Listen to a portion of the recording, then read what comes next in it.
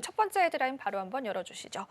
자, 오늘은 이제 실적주, 수출주 이야기 좀 나눠볼 건데요. 실적 부담에도 라면은 팔린다 이런 이야기인데 이제 농심도 그렇지만 삼양식품의 주가가 사상 최고가를 또 달성하면서 굉장히 시장에서 뜨거운 화두가 되고 있습니다.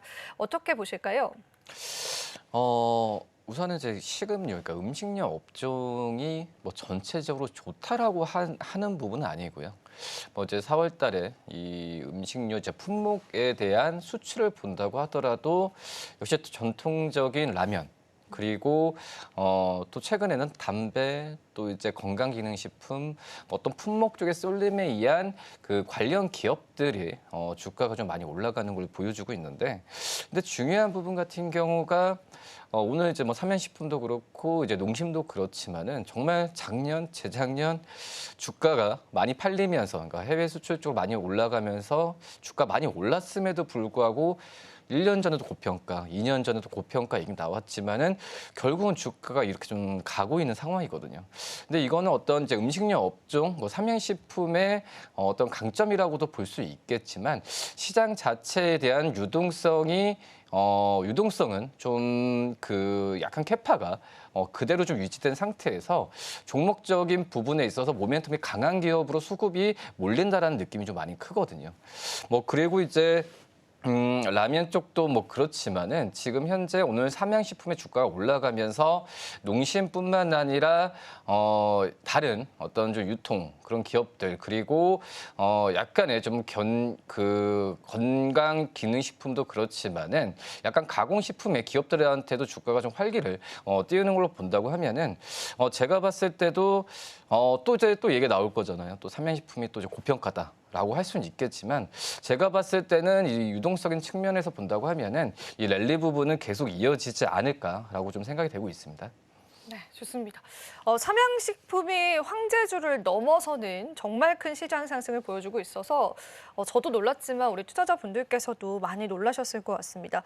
그러면은 부장님 보실 때는 이제 당분간은 이러한 또 삼양식품의 랠리가 좀 이어질 것이다라고 본다면은 이제서야 관심을 가지신 분들은 어떤 전략들이 좀 필요할까요? 눌릴 때까지 좀 기다려야 될까요? 일단은 그럴 필요가 있다라고 좀 생각이 되고 있고요. 근데 우선은 이 삼양식품 자체가 어떤 특별한 이슈가 아니라 지금 이제 펀더멘탈적인 측면에서 주가가 좀 잘 가고 있다는 점에서 본다고 하면은 주가가 눌렸을 때는 매수하는 관점으로 들어가야 되는 게 좀 맞지 않을까라고 좀 생각이 되고 있고, 우선 그 모멘텀이 좀 변하진 않아요. 그러니까 변하지 않는 것도 중요하지만 이 모멘텀이 점점 좀 강화되고 있는 모습을 좀 보여주고 있거든요. 역시 수출, 뭐 판매량, 또 이제 지역적인 그 지역별 판매 비중도 지금 넓어지고 있는 상황이고, 투입 원가도 개선되는 이런 삼박자가 또 이제 뭐 K푸드에 대한 글로벌적인 인기 부분은 좀 플러스 알파라고 생각이 되고 있는데, 그런 부분이 작년, 재작년 모멘텀이 변하지가 않거든요. 근데 이 부분이 점점 더 개선되고 있다는 점에서 본다고 하면은 저는 올해 하반기 또 내년 상반기까지 이 모멘텀이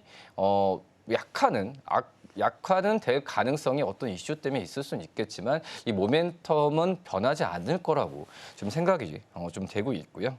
뭐 그렇기 때문에 이 실적적인 측면에서 계속 증권사에서도 상향을 하고 있다는 점에서 본다고 한다면 다른 어떤 테마적인 관점으로 들어가는 게 아니라 실적주로 들어간다는 점에서는 좀 편하지 않을까라고 좀 생각이 되고 있고요. 그리고 지금은 유럽 쪽과 동남아 쪽으로의 수출 확대가 그전에는 어떤 미주 쪽 또 중남미 쪽으로의 관심이 좀 있었다고 한다면 유럽 쪽과 어떤 동남아 쪽에서는 이제 어떤 초입이라기보다도 이제는 다시 한번 성숙기의 이 수출 시장이 될 가능성이 크다라고 지금 판단이 좀 되고 있거든요. 뭐 그런 점을 보면은 저는 삼양식품에 대한 관심은 꾸준히 둬야 된다. 근데 지금 현재 매수 관점으로 접근하는 것보다도 약간은 좀 쉬었다 갈 가능성도 좀 크다라고 좀 생각이 되고 있거든요.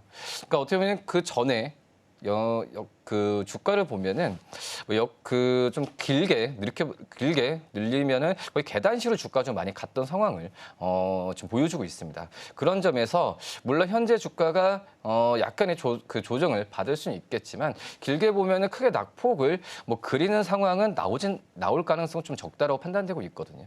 뭐 그렇기 때문에 오히려 좀 주가 좀 싸게 산다는 관점에서는 주가 좀 눌렸을 때는 매수 관점을 가져가도 괜찮지 않을까라고 좀 생각이 되고 있고요. 그리고 지금 현재는 이 음식료 쪽에서의 이 라면이나 이런 그 어떻게 보면은 어떤 가공식품 같은 경우가 관세가 영향이 없다라고 할 수는 없지만 뭐 이 부분이 지금 해외 쪽에서 인기를 본다고 한다면 충분히 관세에 대한 어떤 그 올라간다고 하더라도 가격 인상 쪽으로 가격을 인상하면서 맞추기가 굉장히 좀 용이하거든요. 뭐 그런 점에서 좀 시장이 미국도 그렇지만은 어떤 경기 방어주가 제일 좀 안전하고 신고가를 기록하는 종목도 굉장히 많거든요. 뭐 그런 점에서 본다고 한다면 경기 방어주에 대한 어떤 메리트도 좀 있지 않을까라고 좀 생각이 됩니다. 네, 좋습니다. 그래도 우리가 주가적인 측면에서는 살짝의 쉬어감은 있을 수 있고 이게 계단식의 상승이기 때문에 어느 정도 숨 고르기 이후에 또 추가 상승이 나올 수 있다라는 시나리오도 있습니다. 그래서 전략 잡으실 때는 참고해 보시고요. 근데 이제 저희가 그 삼양식품도 삼양식품인데 농심도 따라가는 분위기가 연출이 됩니다. 물론 농심 주가도 지금 상황에서는 9% 달려주고 있는데 높기는 하다라는 느낌이 있지만은 그래도 이제 삼양식품 대비해서는 조금 공략해 볼 만하지 않을까라는 생각은 하실 것 같아요. 그 부분은 어떻게 보세요?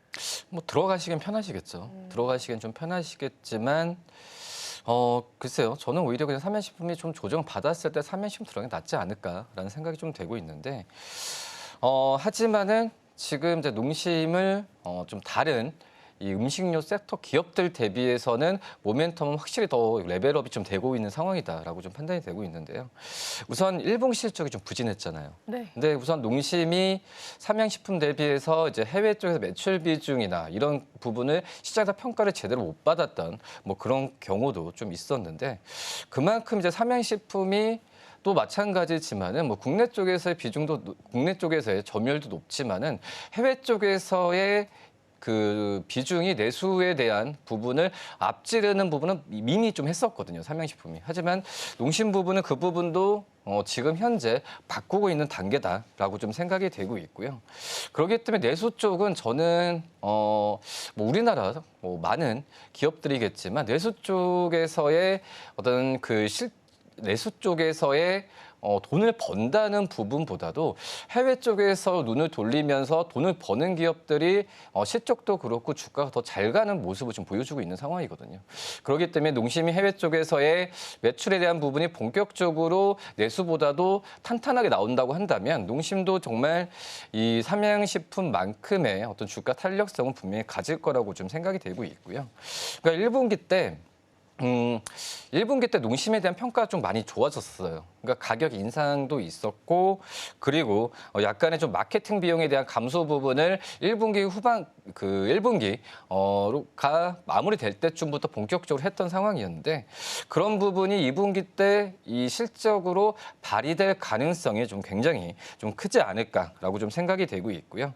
뭐 그런 점을 본다고 한다면 뭐 삼양식품 대비해서 농심이 같은 어떤 결을 같이 한다라고 하기에는 무리가 있긴 하지만 농심이 다른 이 음식료 기업들 대비해서는 모멘텀 확실히 있다라고 좀 생각이 되고 있습니다.